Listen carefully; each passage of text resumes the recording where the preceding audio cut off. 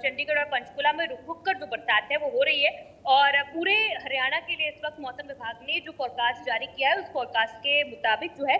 South and southern areas जो है हरियाणा के वहां पर जरूर जो है येलो अलर्ट रहने वाला है, लेकिन बाकी एरियाज में फिलहाल अभी जो बारिश है वो उम्मीद से ज्यादा जो है या फिर कोई अनसर्टेन रेनफॉल एक्टिविटी जो है वो भी नहीं होने वाली है, जिससे कहीं ना कहीं तबाही जो है वो बढ़े। लेकिन अब तक जो रेनफॉल हुई है उससे भी काफी जो नुकसान है वो हरियाणा में हुआ है। इस वक्त हरियाणा में 4 नदियां जो है वो ओवरफ्लो हैं लगातार, चाहे हम टांगरी नदी की बात करें, अंबाला में मारकंडा है, यमुना है, खग्गर है, ये चारों ही नदी जो है वो ओवरफ्लो हो रही हैं और अलग अलग जगह इनके रौद्र रूप की वजह से जो इनका कहर है वो लगातार बना हुआ है। और झज्जर और आसपास के इलाकों में तो सेना ने भी आज मोर्चा संभाला है। महेंद्रगढ़ इलाके में भी किसानों का काफी ज्यादा जो है वो नुकसान हुआ है। सबसे ज्यादा नुकसान जो है वो महेंद्रगढ़ इलाके में हुआ है। लगभग 2500 गांव जो है वो हरियाणा में इस वक्त बाढ़ की वजह से प्रभावित हुए हैं, जहां पर किसानों का फसल का नुकसान हुआ है। जो लगातार ई क्षतिपूर्ति पोर्टल पर किसान अपना नुकसान जो है उसका जो पंजीकरण है वो ई क्षतिपूर्ति पोर्टल पर कर रहे हैं। और पूरे अगर हरियाणा की बात करें तो बाढ़ और बारिश से काफी नुकसान जो है वो देखा जा रहा है और इसी वजह से कई कई मकान भी टूटे हैं, कई लोगों की मृत्यु भी हुई है। हालांकि प्रशासन जो है वो अलर्ट मोड पर है और नदी के किनारे, खास तौर से नदियों के किनारे जो लोग हैं उन्हें वहां से जो है शिफ्ट किया जा रहा है, दूसरी जगह भेजा जा रहा है और सभी को सतर्क रहने के लिए कहा गया है। और स्कूल्स जो हैं वो भी, स्कूल्स और कॉलेजेस जो है उन्हें भी बंद रहने के लगातार अलग अलग जिलों में जो डिप्टी कमिश्नर्स हैं उनके द्वारा निर्देशित उन्हें किया जा रहा है। वहीं अगर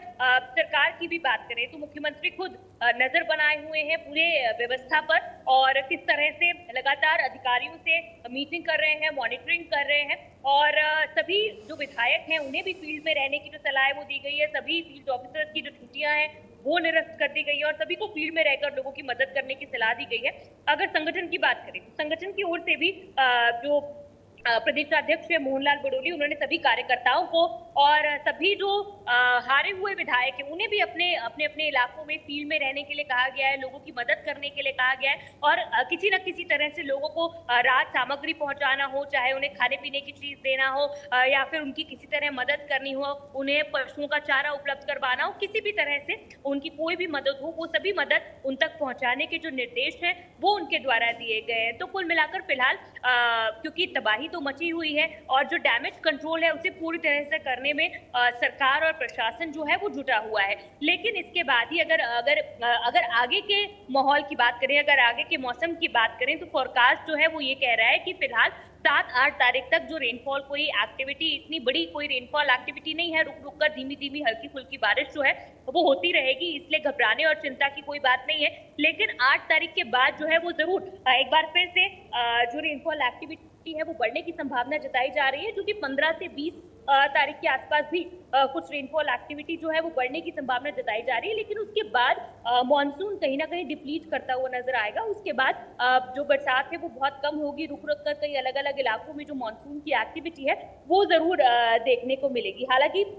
फिलहाल अगर बात करें, झज्जर की बात करें या अन्य इलाकों की बात करें तो जैसे हथनीकुंड बैराज है, हथनीकुंड बैराज का भी जो पानी है वो लगातार क्योंकि ओवरफ्लो हो रहा था और जो उसके गेट्स हैं वो खोल दिए गए थे और जिस वजह से जो पानी है वो आगे बहुत स्पीड से जा रहा था, सारे गेट्स जो है वो उसकी फुल स्पीड पर खोले हुए थे। लेकिन अब उसमें भी वाटर लेवल जो है वो थोड़ा थोड़ा मेंटेन हो रहा है और उस वजह से अब उसके भी जो फ्लड गेट्स की जो गति है वो धीमी कर दी गई है। कुछ एक गेट्स ही अभी खुले हुए हैं जिनसे भी धीरे धीरे कर पानी जो है वो यमुना में छोड़ा जा रहा है। घग्गर नदी की बात करें तो घग्गर नदी का पानी भी इस वक्त जो है वो डेंजर मार्क से नीचे है, लगभग 3 से 4 फीट नीचे है और इसलिए घग्गर के आसपास के इलाकों में अभी कुछ चिंता का जो माहौल है वो नहीं है। चंडीगढ़ में सुखना लेक की भी बात करें तो फिलहाल सुबह से जो बारिश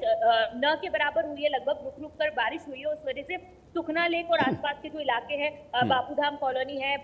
और इसी के साथ किशनगढ़ का इलाका है, उन इलाकों में भी जहां पानी भर गया था वहां इस वक्त जो स्थिति है वो धीरे धीरे कंट्रोल में आ रही है। बहुत सारे पुल जो है, 3 पुल जो सुखना के आसपास लगते हैं, सुखना लेक के आसपास। चलिए साक्षी, बहुत शुक्रिया इस तमाम बातचीत और जानकारी के लिए।